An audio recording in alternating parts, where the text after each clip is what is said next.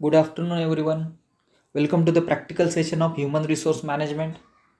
So, after midterm examination, this is our first practical. Okay, so let's start the practical session of human resource management. So, in today's practical session, we will study the grievances management. मराठीमध्ये त्याला काय म्हणतात, तक्रार निवारण. म्हणजेच ऑर्गनायझेशनमध्ये तक्रार निवारण कसं केलं जातं किंवा तक्रारी कशा प्रकारच्या असतात, त्यांचे कॉजेस काय असतात, त्यांचे इफेक्ट्स काय असतात आणि त्यांच्या निवारण करण्याची गरज काय का पडते ऑर्गनायझेशनला. Okay, so let start. What is grievances? म्हणजेच तक्रारी म्हणजे काय असतात. According to the J.M. Jucius, a grievance is any discontent or dissatisfaction, whether expressed or not, whether valid or not, arising out of anything connected with any company which an employee thinks, believes, or even feels to be unfair, unjust, or inequitable. तर ग्रीवन्सेस म्हणजे तक्रारी म्हणजे काय असतं कोणत्याही ऑर्गनायझेशनमध्ये. तर ग्रीवन्सेस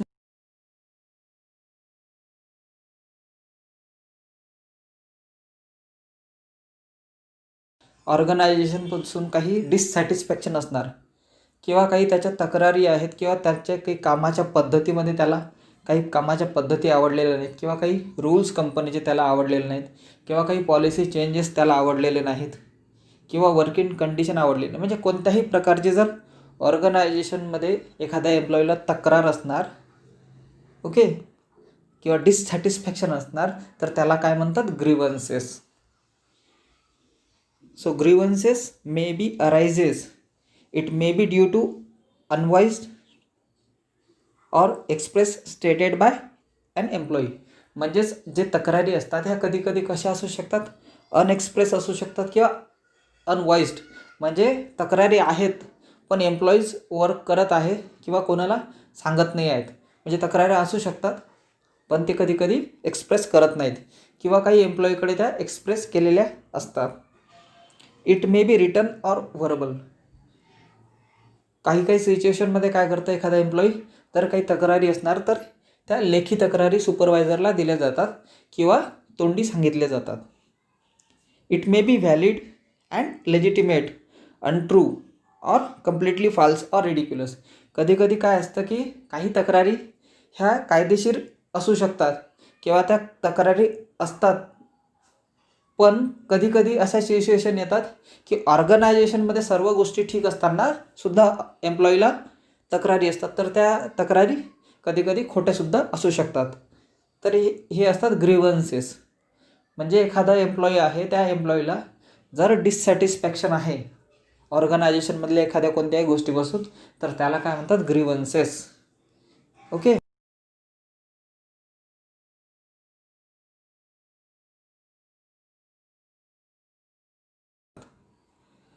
First reason is economic. Employees may demand for individual wage adjustment. They may feel that they are paid less when compared to others. कधी कधी काही कंडिशनमध्ये काय होऊ शकतं की काही एम्प्लॉईज आहेत त्या एम्प्लॉईला असं वाटणार की त्यांना जी काही वेज दिल्या गेली आहे सध्या, तर ती वेज इतर एम्प्लॉईशी कम्पेअर केलं तर कमी आहे. असं जेव्हा एखाद्या एम्प्लॉईला वाटतं तेव्हासुद्धा तक्रारी होऊ शकतात. For example, late bonus payments, adjustment to overtime pay, perceived inequalities in treatment, claims for equal pay and appeals against performance related pay awards. तर ह्या काही इकॉनॉमिक कॉजेस आहेत ग्रीवन्सेससाठी. Okay. Then work environment. It may be undesirable or unsatisfactory condition of work. For example, light, space, heat or poor physical conditions of workplace. म्हणजे कोणत्या कोणत्या वेळी काय होणार की ज्या काही फिजिकल कंडिशन्स आहेत वर्कप्लेसमध्ये ह्या सुटेबल राहणार नाहीत आणि जो सुपरवायझर राहणार त्या सुपरवायझरला जर कामाची अपेक्षा जास्त आहे बट ज्या काही कंडिशन्स आहेत, वर्क एन्व्हायरमेंट आहे हे व्यवस्थित नाही आहे, तर त्यावेळीसुद्धा काय असू शकतात, तक्रारी होऊ शकतात. Then the next cause is supervision. It may be objection to general methods of supervision related to the attitudes of the supervisor towards the employee, such as perceived notions of bias, favoritism, nepotism, caste affiliation and regional feelings. कधी कधी कोणत्या सिच्युएशनला काय होणार की जो काही एखाद्या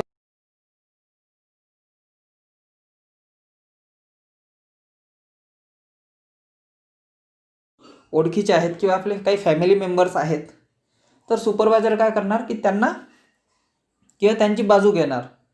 तर अशा कंडिशनमध्ये सुद्धा काय होऊ शकतं, तक्रारी निर्माण होऊ शकतात. Then the next one is organisational change. So any change in organisational policies can result grievances. For example the implementation of revised policies, companies policies or new working practices.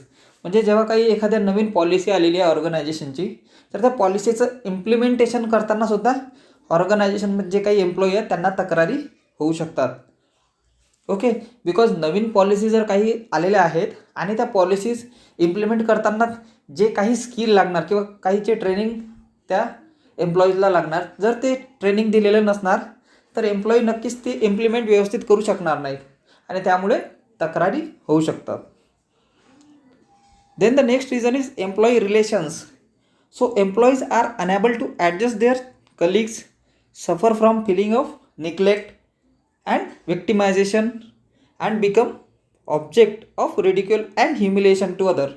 म्हणजेच कधी कधी काय होतं, जे एम्प्लॉई रिलेशनशिप्स आहेत, जर employee त्यांच्यामध्येच जर रिलेशनशिपमध्ये काही प्रॉब्लेम असणार तर त्यामुळे सुद्धा काय होतं, तक्रारी होऊ शकतात. कारण प्रत्येक एम्प्लॉई हा स्वतःचा एक करिअर गोल सेट करूनच ऑर्गनायझेशनमध्ये काम करत असतो. त्यामुळे जेलसी फिलिंगसुद्धा होऊ शकतं किंवा अदर एखादा एम्प्लॉई आहे तो चांगला वर्क करत आहे, तर त्यामुळे सुद्धा काही एम्प्लॉईच्या तक्रारी असू शकतात. तर हे झाले काही कॉजेस. त्यामध्ये आपण पाहिलं economic causes, work environment, due to supervision, organisational change, employee relations. Okay,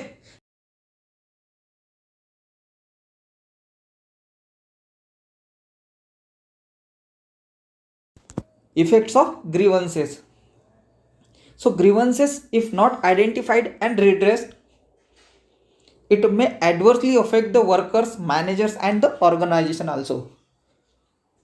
जर ऑर्गनायझेशनमध्ये काही एम्प्लॉईजला तक्रारी असणार तर त्या तक्रारींचं जर वेळीच निवारण नाही झालं किंवा त्या आयडेंटिफाईड करून त्यांचं जर निवारण नाही केलं तर ते ॲडव्हर्सली अफेक्ट करू शकतं. कोणाकोणाला अफेक्ट करणार, त्या एम्प्लॉईला किंवा जे काही सुपरवायझर्स आहेत, मॅनेजर्स आहेत त्यांना, आणि अल्टिमेटली ऑर्गनायझेशनला सुद्धा ते अफेक्ट करू शकतं. तर सर्वात आधी पाहूया आपण effect on production. Okay, so what are the effect of grievances on production. So low quality of production. जर काही ऑर्गनायझेशनमध्ये तक्रारी आहेत आणि एम्प्लॉईजमध्ये जर डिससॅटिस्फॅक्शन आहे तर काय होणार, ultimately low quality of production. जर एम्प्लॉई व्यवस्थित वर्क करणार नाही तर त्याचा अफेक्ट कशावर होणार, क्वालिटी ऑफ प्रोडक्शनवर. Then low productivity, worker efficiently काम करणार नाहीत, त्यामुळे काय होणार, प्रोडक्टिव्हिटीसुद्धा कमी होणार. Increase in wastage of materials, spoilage or leakage of machinery. Then increase in the cost of production per unit. कारण जर आयडल टाईम वाढला किंवा एखादी वस्तू तयार करण्यासाठी जो वेळ लागतो तो वेळ जास्त लागला किंवा रॉ मटेरियलचा यूज जास्त झाला तर अल्टिमेटली काय होणार, कॉस्ट ऑफ प्रोडक्शनसुद्धा वाढणार. तर ज्या काही तक्रारी राहणार तर तक्रारीमुळे काय काय होऊ शकतं, प्रोडक्शनमध्ये quality of production is reduced, low productivity, increase in wastage of material and also increase in cost of production. Then on employees. So what are the effects of.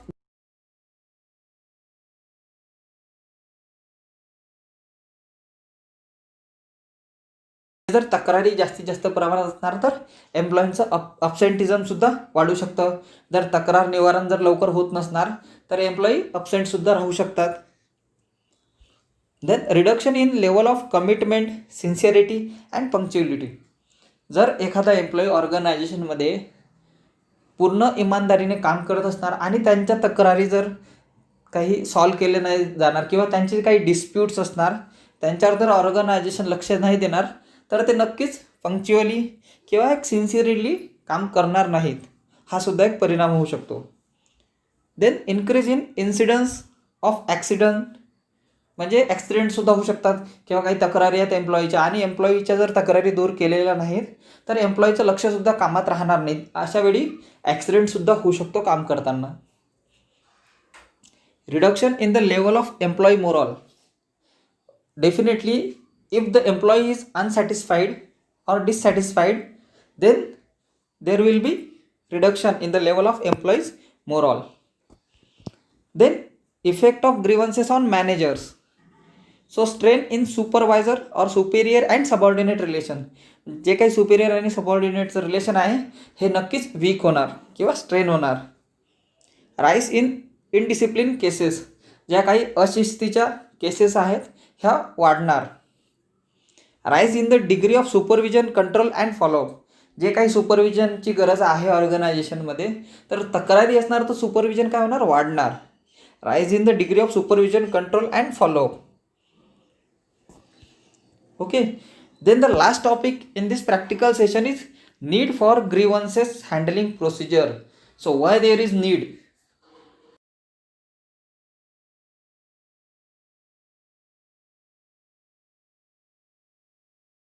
का महत्त्वाचा आहे. Most grievances seriously disturb the employees. This may affect their morale, productivity and their willingness to corporate with the organisation. If an explosive situation develops, this can be promptly attended to the if grievance handling procedure is already in existence. म्हणजेच जर एखाद्या एम्प्लॉईला किंवा एखाद्या complete एम्प्लॉईच्या टीमला जर काही तक्रारी आहेत आणि त्या तक्रारी रेग्युलरली सुपरवायझरला सांगून किंवा मॅनेजमेंटला सांगून जर त्या तक्रारींचं निवारण होत नसणार तर एक दिवस असा येणार की त्या तक्रारींमुळे काय होणार, एक एक्सप्लोजन होणार. एक्सप्लोजन म्हणजे काय होणार की त्या एम्प्लॉईचा राग लास्ट स्टेजला जाणार आणि त्यामुळे काय होऊ शकतं, ऑर्गनायझेशनमध्ये स्ट्राईक्ससुद्धा होऊ शकतात आणि स्ट्राईक्स जर झाल्या किंवा काम बंद पडलं तर प्रोडक्शन नक्कीच तिथे थांबू शकतं. तर त्यामुळे तक्रार निवारण जे आहे हे महत्त्वाचं असतं. So grievances procedures are important. Then the next topic is it is not possible that all the complaints of employees would be settled by the first time supervisor. For this supervisor may not have had a proper training for the purpose. कधी कधी असं सुद्धा होऊ शकणार की काही एम्प्लॉईजला तक्रारी आहेत आणि एम्प्लॉईजची तक्रारी त्या सुपरवायझरला सांगितल्या जाणार आणि सुपरवायझर पहिल्यांदाच त्या तक्रारीचं निवारण करणार असं होऊ शकत नाही. कारण कधी कधी त्या सुपरवायझरला ते अधिकारसुद्धा दिलेले नसतात ऑर्गनायझेशनने. तर अशा वेळी काय होऊ शकतं, ज्या तक्रारी आहेत ह्या टॉप मॅनेजमेंटपर्यंत पोहोचवणं गरजेचं असतं आणि त्यासाठी ग्रीव्हन्स प्रोसिजर ही महत्त्वाची असतं.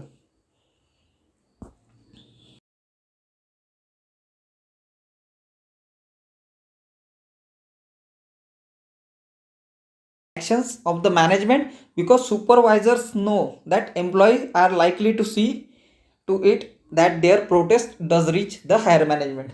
म्हणजे मॅक्झिमम वेळी काय होतं की हे जे काही तक्रार निवारण आहे ही सुपरवायझरला लगेच त्यांच्या टॉप मॅनेजमेंटला सांगावी लागतं.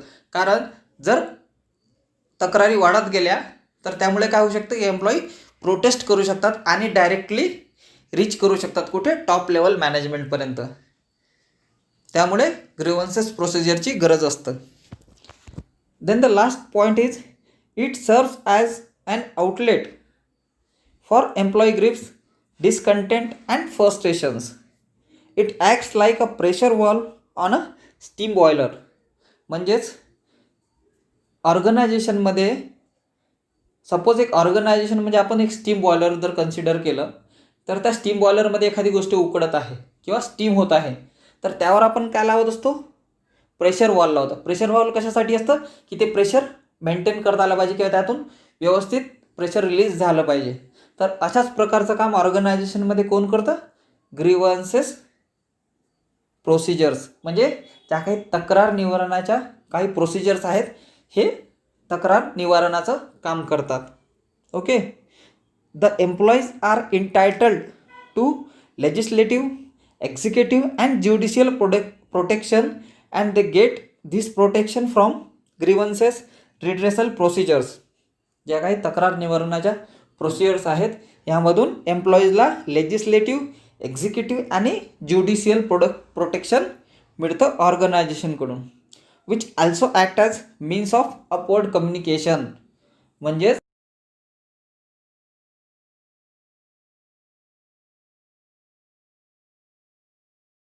लेवल्स असतात. Top level management, middle level management and bottom level management. Top level मॅनेजमेंटमध्ये कोण असतं? Boards of director. Okay, board of डायरेक्टरच्या खाली येतात फंक्शनल लेवल मॅनेजर्स आणि ऑपरेशनल लेवलमध्ये येतात जे काही ऑपरेशनल म्हणजे जे काही ॲक्च्युअल वर्क करणारे एम्प्लॉईज आहेत. तर अपवर्ड कम्युनिकेशन म्हणजे काय असतं? जे काही बॉटम लेवलला एम्प्लॉईज आहेत किंवा जे ॲक्च्युअल स्टाफ आहे त्यांना जर काही तक्रारी असणार तर त्या तक्रारी सुपरवायझरला सांगणार किंवा फंक्शनल लेवल मॅनेजर्सला सांगणार आणि फंक्शनल लेवल मॅनेजर्स ह्याच तक्रारी टॉप लेवलला पाठवणार. म्हणजेच जे काही बोर्ड ऑफ डायरेक्टर्स आहेत किंवा CEO आहे ऑर्गनायझेशनचा त्यांना पाठवणार. तर ही कशी झाली? Upward communication from bottom to the top level management. Okay, so today we discuss about the grievances, what is grievance, then causes of grievances and effects of grievances and why there is a need of grievance handling procedure. Okay, so thank you and thank you for joining the practical session.